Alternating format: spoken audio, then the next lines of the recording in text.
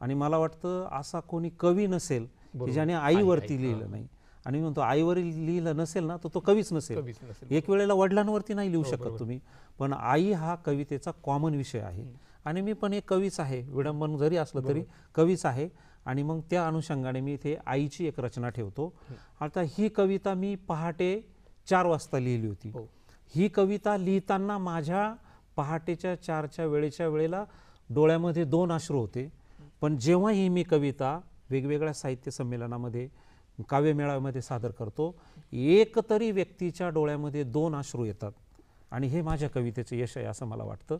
हे साहित्याचं यश आहे, संजय अय्यरचं नव्हे. अंतर्मुख झालं पाहिजे आणि होतात ते. हे कवितेचं यश आहे असं मला वाटतं.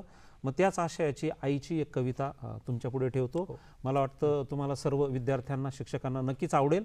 आणि ती कविता अशी आहे की जगामध्ये अशी एकही आई नसेल की जिला आपलं मूल आवडत नाही.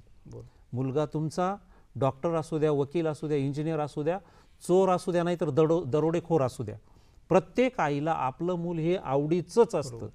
परंतु दुर्दैवाने समाजामध्ये मात्र वेगळी बाब आहे की प्रत्येक मुलाला आई आवडेलच असं नाही.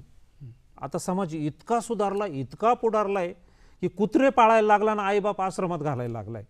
हे वाईट आहे, हे विघातक आहे.